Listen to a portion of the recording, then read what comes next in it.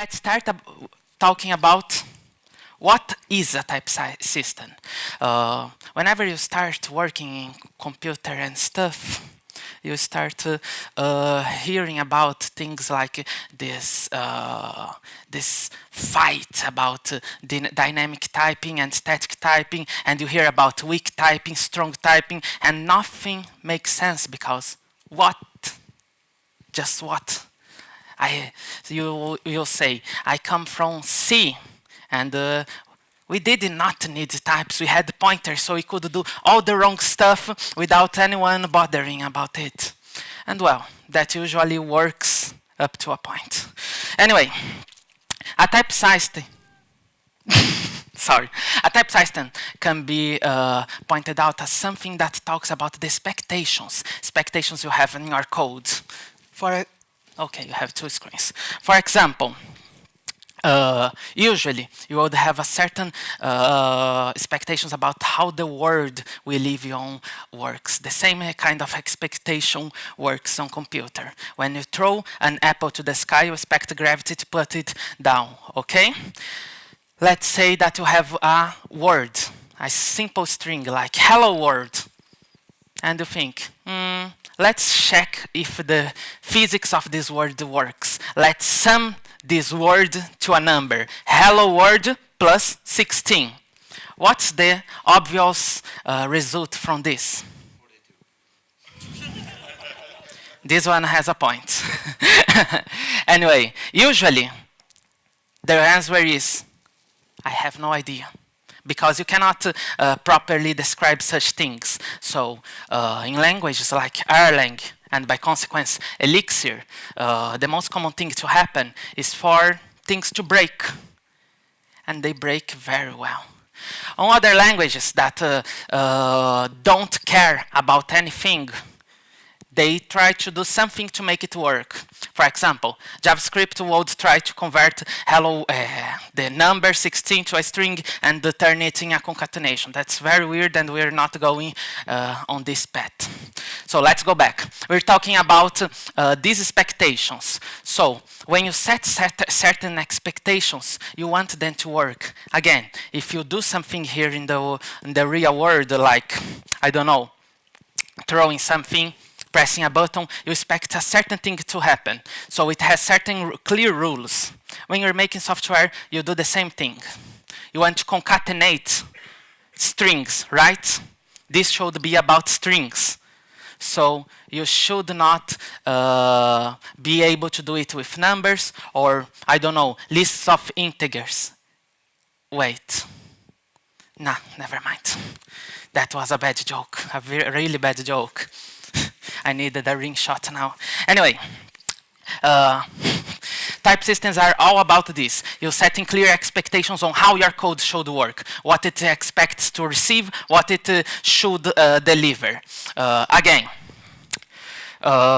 when you try to do some operations like summing a number to another, you expect numbers. When you're trying to traverse a list or some collectible, you want a collectible, not something random. So you expect those things, just those simple things to work. And this is a type system. It's a thing that can simply prove that the world is following its law. It uses those hard shenanigans, this is a strange word too, shenanigans from mathematics that prove that in your code, the place where you are saying string replace, you are only using strings. You are not using numbers or things awkward like this. It basically builds a kind of a table. I'll try to explain in a more or less incorrect way, because I try not to delve into the mathematics of it, because I myself have no idea how it works. So it's not a problem. It will basically build some kinds of tables to map out the things that you have in your code and build nice graphs of who calls who. And then it checks that those things attend a certain kinds of rules. For example, you expect that if you pass a certain variable to string replace, that variable should be a string. And if it's a string, you can only do string operations on it again. If you try to sum it to a number again, as it has been the example that I'm using, it should point out, hey, you're doing something very funny here. And you should not do things that are funny. Well, you may do, but not always. Anyway, through mathematics, particularly type theory and category theory, which are basically all the same thing, and that stands to computer science, we can prove, and I mean proof, like proving that, I don't know, doing the Descartes proof that he exists because he thinks, or does he think because he exists? I don't know. These kinds of proofs, you just know that things will work out, because mathematically there is no way for them to go wrong. But they sometimes do go wrong. We call those books. And then, as we can leave our hands away from all this boring part about checking if things are the types that we expect, they are strings, they are lists, they are whatever, we can focus instead of testing those things, because, well, testing properties, testing an interface to see that it is working with the type that it expects and that it returns the type that it expects is a pain in the ass, a lot of useless work. And then, since we don't have any useless work, we can work on our business logic, the only important part in software. Okay, I thought someone was going to swear me because I said such things. But I'm happy that so far everyone is so friendly. Again, as I said, I have absolutely no idea on how type systems and things like this work out. So I need some help. And I am bringing a guest speaker to help me. She is Latina. Hello. Oh no, she is a total type funkhead. She loves to read about type systems and those long 200 pages PhD theses. So she can help us have an idea on what are type systems. Type systems are tools to ensure software doesn't lock itself, and that it has certain properties. Okay, thank you. She's saying basically that whenever we have a type system, we have it to do a certain function. This function is usually on the origin of the design and the idea on the academy to avoid locks. You know, when you get into a state where you cannot go away, like an infinite loop or things like this. But along with static type analyzers, you also have a set of tools that is also usually informally called type system, but is more a set of static analyzing tools, like checking that doing reference checking to ensure that all functions that are called within your code are really functions that exist, checking that you don't have concurrence problems, and again, checking the types to see that all contracts are being followed. We'll try to simplify the definition of what's a type to a contract for now. But some people, those that write those theses that Latina was reading, would get very angry about this. Anyway, along with this, type systems can also, to ensure, to prove that things are working as they should, they can also add to the compiled code during the compilation phase some kinds of checks that work on runtime. They are dynamic checks. Don't ask me on this because I have no idea on how this works. I have never seen it done, but this is a fact that I learned when I started to learn what means a type system. Well, also, if someone is a hard fan on this, I would like to see something like this. I thought that prologue had. Anyway, and again, since we are checking some kinds of properties, there are different properties in software that we might want to ensure. This allows us to have different type of systems depending on what we want to do. For example, we nowadays have things like gradual type systems, like in C Sharp and technically in Erlang too. A gradual type system is a system that assumes that your code works on certain aspects. Basically, you can make a magical type that means I have anything here. Take this anything and make sense of it. You have the type anything. It's just a way for you to ensure that you have type safety in a place of the code, but not in everything. So you cut down part of your work on typing it. You also can have different guarantees because of those properties, like Idris dependent types, which are very confusing, very confusing. But they are there. It's what matters. Anyway, Ideally, it would catch bugs even before you have to run your code. as Latinha said, a type system that does static type analysis would allow you to find bugs on your code even before you have to run the code, because it analyzes statically how the type systems are executed, the types are used, the things are called, and prove you that you are wrong. And then that you have to rewrite your software because you are wrong, and you are always wrong. Because, well, people fail, and software too.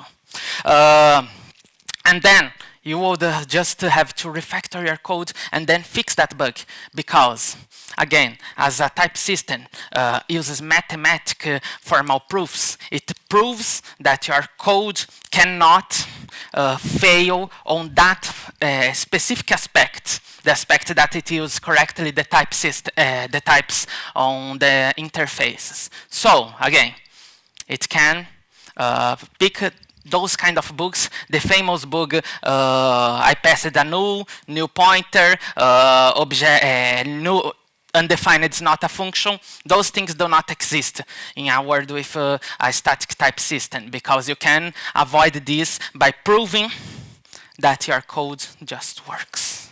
Why isn't then Erlang typed? This is a great question that everyone, when they meet Elixir or even Erlang, and they have a very small background on functional programming and have seen things like Haskell, even if they never programmed. I never programmed Haskell myself. I only liked to repeat those funny phrases like a monad is a monoid in the category of the end of functors and other kinds of magical words. When you know those magic words, you want types in everywhere. You don't know why, but you want. And then you get to Erlang, and Erlang says, yeah, types? Seriously? And then you ask yourself, okay, why don't I have my types? I want them now. Well, first and foremost, Erlang never needed types.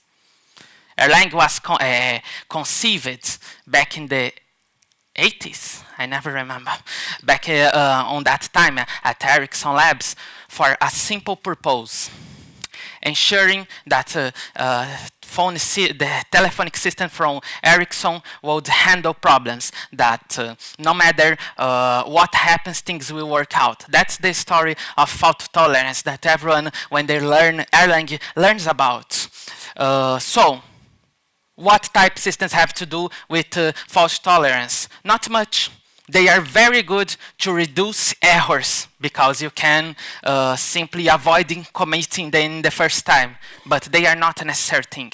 And along with that, you go with a team of 3 engineers that come from a Prolog background, and they say, okay, we're going to make a language. What we have as a concept? Prolog. Well, Erlang was meant to be an extension of Prolog. And what Prolog has? Well, I don't know, but it does not have types. So, what's the easiest thing for us to do? Not doing anything. Let's just have a typeless system. And that's what Joe, Robert, and Mike talked. Well, technically you could read an excerpt of this on the book from Joe Armstrong. If I'm not mistaken, he said something along the lines, Erlang doesn't have a type system, because at the time we did not know what was a type system.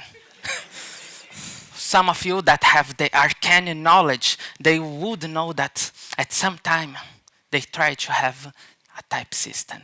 And I'll get to right now on why it has failed, and failed miserably. Failed so bad that we try to forget that this happened. Actors. Everyone know actors. And just like me, they have unpredictable behavior. I mean, at any time, if you have programmed with Erlang, you see that a process, or as we call when we are friends, an actor, is just an execution, a virtual execution of any function. So it doesn't have any clear path. It just executes any function that can call any function, and then it goes to a different loop. This is a gen server. This is anything in Erlang. Just a call of a function that stays in a loop, and it can change to another function. So if you like to do some hacking shenanigans, you can do this. You can create a init function that starts a process that does something, and when it receives certain message, it executes the init function of another module. How can you prove that it's wrong? It's not. That's how it's meant to be. And because of this, things get really hard. As I have said, our friend Philip Wadler, the guy that basically is one of the fathers of functional programming, as we know, the guy that said, hey, let's make a cool language that the cool kids from the block back there in the university will love to talk about and try to put into production systems and fail inevitably. He said, hey, Joe, my friend, what you doing? I'm going to take some faithful sabbatic, 1 year on the wild, and I want to experiment some wild things. You see that language of yours, that Erlang thing? I like it. It's so awkward, so bizarre that I want to do something about it. How can you say that your language is functional if it doesn't have types? I want types and I want them now. Well, he did put types to Erlang, but he found this problem. If you are sending a message to a PID, if you have programmed Erlang, you know what is a PID. But if you haven't, a PID is just like a pointer, a reference in runtime to a certain process. Okay, you have that reference. To what process does it point? I mean, to what function? What running function does it point? I have no idea. I have to check on the runtime because it's unpredictable. You have that PID that might or might not be a living process, and that might be running any kind of process. Okay, so how can you check that it can receive this message? Well, I'm sorry, but your dreams are not coming true today. And everything was thrown out, like every software should be. Sooner or later, that's how you clear bugs. It's hard to predict if things will work the way you want, if you don't know what could happen. Since we depend on runtime to know if things are going out, we can't statically analyze them. They are not on compile time, they are on runtime. And actors communicate with messages, and a message is just data that's copied to another process that we don't know if exists, we don't know what it is, it might be anything. How can we prove that it's just doing the thing we want? Well, Latinha might have an opinion on it. When you expect something but can't prove it, it's subject to expectation breaks. Right? Like, let's say, the speaker of a presentation just go out of the stage and they look at the all attendees and just sit along with them and let, I don't know, the slides talking, right? Well, who would have guessed that this was possible, right? Well, well, now that the joke is over, Charlotte, I need you back here because I don't know what to say right now. yes. Okay. Well, Latinha had agreed to that idea and I liked it. Let's watch this slideshow like the attendees, and I did it. Have you ever thought that this was possible? Well, you have the expectation that I'm here, and I choose not to follow it. Ever since then, like ever since always, the Academy has been working, writing lots of words, reinventing the wheel, and things like this. I mean, have you saw that black hole thing? Oh my gosh. Whenever you see anything about the Academy, the first thing that you think is, okay, this is amazing, what's the use of it? Usually, for most mathematical things, you usually think, okay, this is useless, it's very nice, but it's useless. And to some extent, it's more or less true. This has been somewhat true on computer science in particular, because they invented lots of amazing useless things, like Haskell. And those useless things, turns out that after, I don't know, 10, 20 years, they get nicer because they invent other useless things and they sum together and then you get some result. Like the fact that nowadays you can use Haskell in production, and probably a part of the people sitting here has done this already, unfortunately. Along with this, since the Academy is always doing its thing when it's funded, unlike in Brazil, We are starting to get into the industry, the fruits of academic research from a few decades ago. well, that's not yours, Lotin. It's not your opinion. It was Joe Armstrong. Like less than a year ago, he said, wow, are you seeing those nice things that are getting to computer science that people are starting to do? If you look back, those are ideas that come from research from the 80s and things like this. Yes, or advancement on the actor message model, which everyone now loves because we are starting to talk about computers with lots of cores and lots of computers to do lots of useless stuff. We want to use actors to communicate and distribute. The actor message model was conceived, I think, in the early 80s or late 70s.